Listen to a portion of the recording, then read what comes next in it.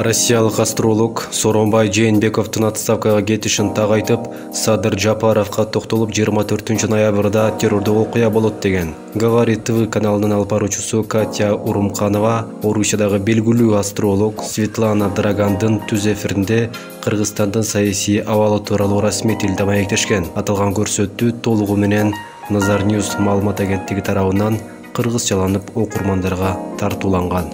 Саламатсызбы? Эгерде биздин каналда биринчи болуп жатсаңыз, анда подписаться кнопкасын басып кошулуп коюңуз. Светлана Драган мындай деген: чындыгында эле байланышта болгон бир апта маалында көптөгөн маалымат каралып чыкты. 100% так маалыматка сөз бере албасам дагы, эң азынан абалды толук кандуу жана түшүнүктүү айтып берүүгө аракет кылам. Баарыбызга эле белгилүү болгондой, азыркы учурда бүткүл дүйнө жүзү башынан оор убакытты өткөрүп жатат. Балким кайсы бир өлкө азыр кыйналып жатат.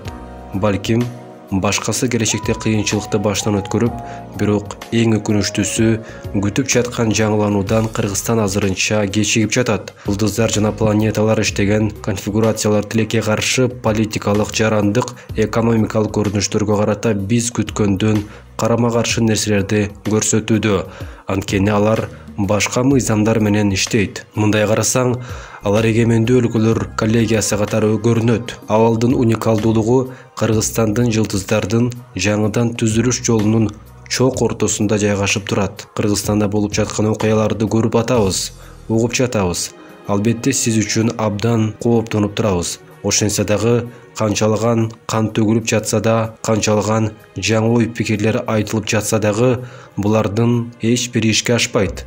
Кыргызстандын келечегинин курулуусунда бир конструкция, фундамент же болбосо курулуп келе жаткандай көрүнсө да, бул ойлордун келечеги жок. 21-25 октябрь күндөрүндө жаңы шайлоо тууралуу сөз башталат. Аны менен бирге эле эл ичинде нааразычылык дагы козголот. Ал оюндарга катыша турчу адамдардын бир топ айласы кетип, бир топ эле оор жагдай болот. Абалдын абдан оорлошу ноябрь айынын 20-30 күндөрүнө туура келет. Бирок агрессиянын туу чокусу 30 ноябрга туш келет. Ал убактарда азыркы түзүлүп жаткан коалициялар, уюмдар жана топтор бири-бирине каршы агрессивдүү мамиледе болушат. Азыркы учурда болуп жаткан жана болуп өткөн окуянын баары эч кандай сырттан көрүнгөндөй спонталдуу иш эмес. Мунун баары шайлоо башталгандан мурда эле пландалып ишке ашырылган иш. Бул пландардын максаты Кыргызстандын экономикасын такыр эле кыйроого учуратып, тышкы экономикалык байланыштарды түзүү. Сентябрь айынын аягына чейин ар кандай процесстерди уюштуруп, өлкөдө абалды оорлоштуруу. Кайсы өлкө экенин так айтпай эле коеюн. Бирок Кыргызстанга караганда бир топ чоңураак өлкөнүн ситуациясы дүйнөгө көп белгилүү кылбаш үчүн кичинекей Кыргызстандын жана анын жашоочуларынын тагдырын садага чабуу. Мени баарынан коркунучтусу 24 ноябрга белгиленген өтө чоң агрессивдүү террордук окуя болот. Кудай сактасын албетте, бирок бул темага маани берүү зарыл. Азыркы учурда көп нерсе түшүнүксүз деп аткан темалар жана конфликттердин мотиви 20-30 ноябрь күндөрүндө жалпыга белгилүү болот.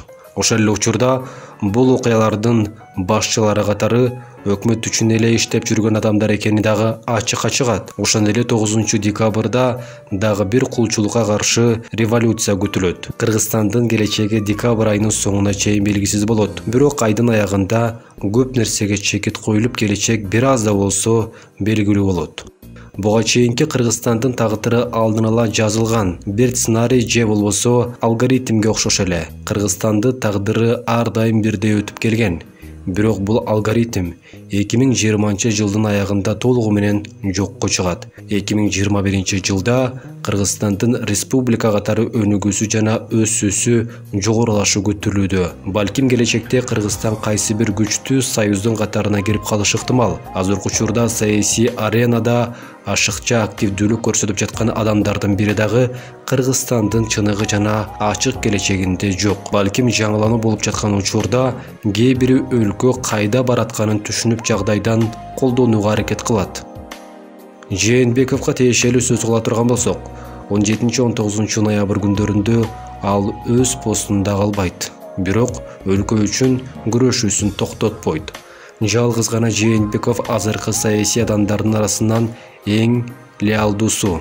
Өлкөнүн жаңы жашоонун башталышы 2021 жылга келсе дагы январь айынын 8-9 күндөрү оор өтөт. Ал эми март айынын аягы Кыргызстандын өз ичинде дагы тыш өлкөлөр менен дагы болгон мамилеси абдан жылуу жана активдүү болмокчу. Садыр Жапаров тууралуу айта турчу нерсе көп чындыгында. Адам абдан күчтүү, акылдуу, оратор, максатына жетиш үчүн бүт нерсени кылат. Бүгүнкү талкуубузга бир топ мурда даярдана баштаганда эле өзүмө жазып алган экем. 14 октябрда Садыр Жапаров кандай жол менен болсо дагы өзүнүн легитимдүүлүгүн алат деп. 25-26 ноябрь күндөрү ашыкча активдүү болот.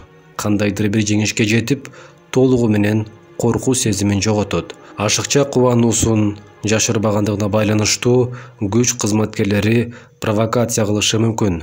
Жапаровдун өмүрү үчүн олуттук коркунучтар 8-9 декабрда күтүлөт.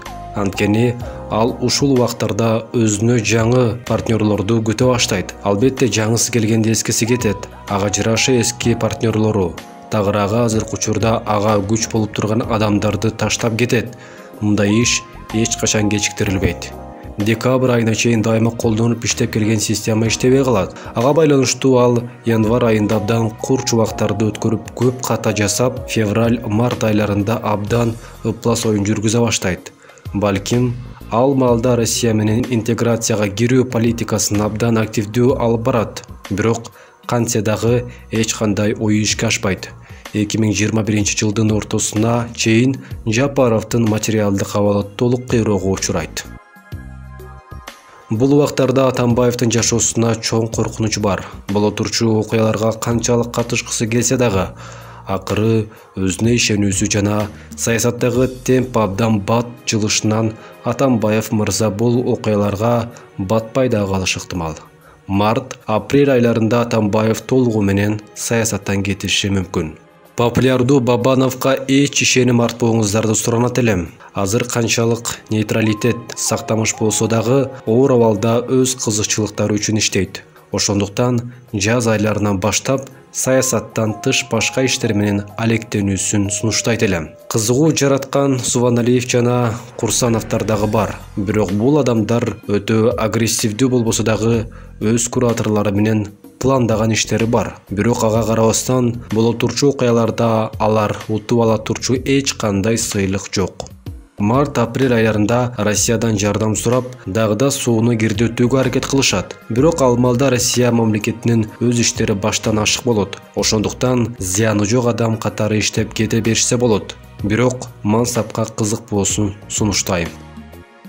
Келечектеги так бир лидерди атоодон алысмын. Анткени буга чейин Кыргызстан менен эч иштешкен эмесмин. Бүгүнкү күндө айткан адамдарым азыркы учурда Кыргызстанда белгилүү адамдар. Жаңы жылдан кийинки лидерлерди жеке гана мен эмес, кыргыз эли дагы билбеши мүмкүн.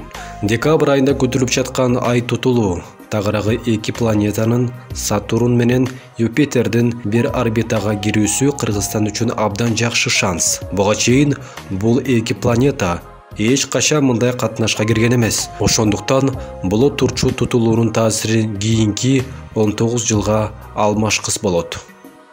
Маалымат Говорит В сайтынан кыргызчаланды. Булак Назар Ньюс чекитке ижи.